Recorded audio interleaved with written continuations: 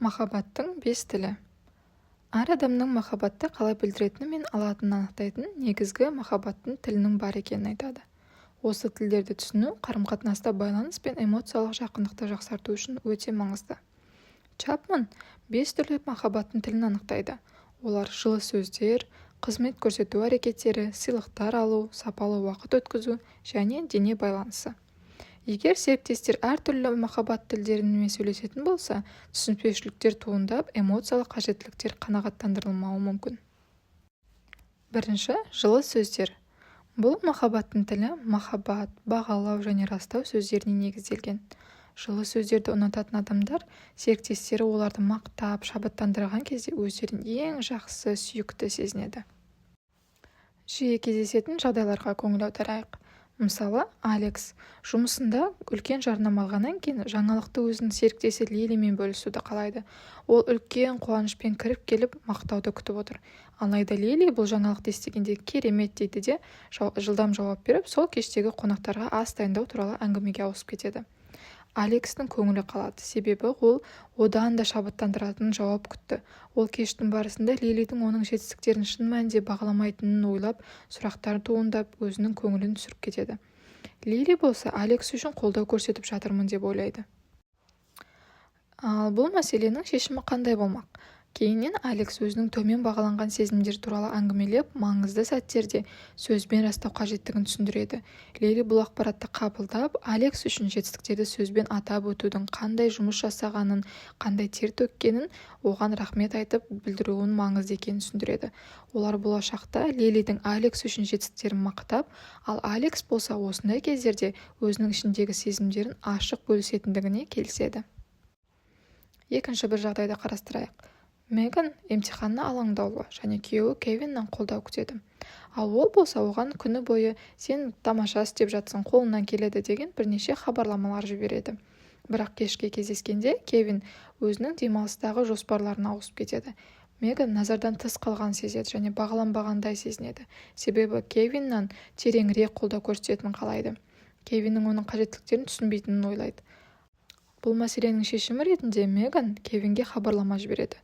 Және ол тек мәтінде жеткіліксіз екенін, бетпе-бет әңгімелесу мен қолдау қажеттілігін түсіндіреді.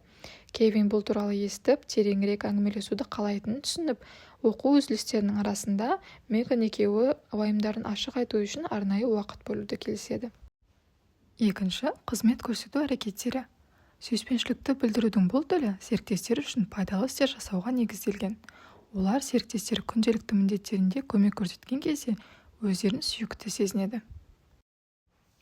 Мысалы, Эмма мен Райан бірнеше жыл бірге тұрып келеді. Эммаға қызмет көрсету әрекеттері өте маңызды. Ол Райан үй шаруасымен көмектескен кезде өзіне деген сүйіспеншілікті көбірек сезінеді. Алайда Райан сүйіспеншілігін басқа тәсілдермен көрсетеді. Ол жиі кішкентай сыйлықтар сатып алады, немесе ерекше кештер ұйымдастырады. Бір сенбі күні Эмма таңертеңгі уақытын үй тазалап, арнайы түскі ас дайындауға арнайды. Бұл кезде Райан оның еңбегін байқап көмектеседі деп үміттенеді. Бірақ ол шаруалардан оралып сүйікті гүлдерін алып келеді. Эмма гүлдерді бағаласа да, Райанның үй шаруасына көмектескеніндей маңызды сезінбейді. Өзін шаршаған, бағаланбағандай сезініп, көңілін түсіреді. Мен бәрін өзім жасап жатырмын дегендей іштей түңіледі. Бұл мәселеде Эмма мен Райан ашық сөйлесіп, бір-бірінің күтуін және махаббат тілдерін талқылайды. Эмма гүлдерді бағалайтынын, бірақ өзін қолдауды Райан үй шаруасына көмектескен кезде көбірек сезінетінін түсіндіреді. Райан оның сезімдерін түсініп, тамақтан кейін ыдыс жуу мен демалыс күндері үйді жинау сияқты белгілі бір міндеттерді орындауға келіседі. Үшінші, сыйлықтар алу. Бұл махаббаттың тілі ойластырып, сыйлықтар беру мен алу арқылы көрінеді. Сыйлықтар алу тілін бағалайтындар үшін сыйлықтардың мағынасы өте үлкен. Мысалы, Клараның туған күні жақындап келеді, ал оның серіктесі Майк оған тосын сый жасауды қалайды. Сыйлық сатып алудың орнына Майк онымен жағажайға баруға шешім қабылдайды. Клара сапарды ұнатады, бірақ ол өзін әлі де маңызды сезінбейді, себебі ол бірнеше ай бұрын айтқан зергерлік бұйымды алуын армандайды. Ол үшін физикалық сыйлық Майктың оған деген мән беретіндігінің символы. Кейіннен екеуі отырып, Майк Клараның сыйлықтарды бағалайтынын түсінеді. Олардың келесі кездесуінде арнайы сыйлық беру сәтін жоспарлайды. Олар қызықты уақыт өткізумен қатар сыйлықтармен біріктіру туралы келіседі.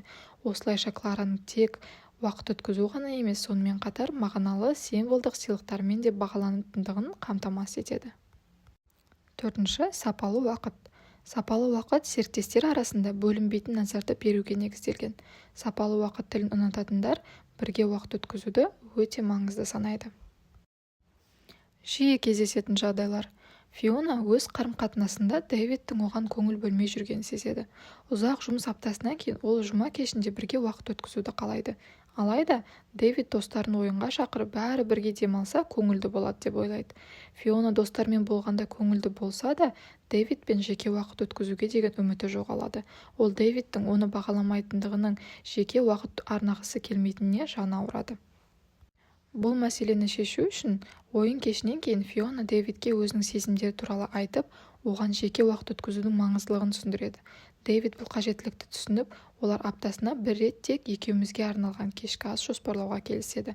Олар достармен бірге уақыт өткізу мен жеке кештер арасында тепе-теңдікті қамтамасыз етуді жоспарлайды. Бесінші, дене байланысы. Бұл махаббаттың тілі. Махаббатты физикалық мейірімділікпен білдіруге негізделген.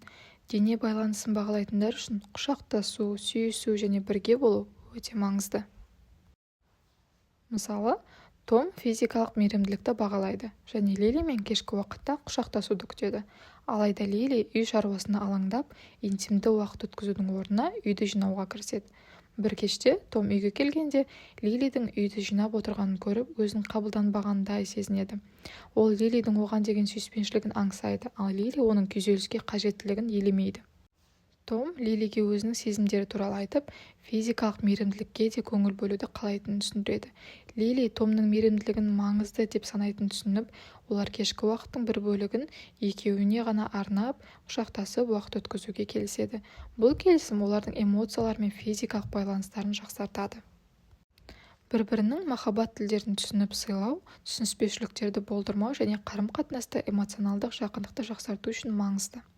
Серіктестер өздерінің қажеттіліктерін ескере отырып, бір-біріне сүйіспеншілігін білдіру үшін белсенді түрде жұмыс істеуі керек. Бұл кітапта Чапман махаббат пен қарым-қатынастың табиғаты туралы құнды идеяларды ұсынады.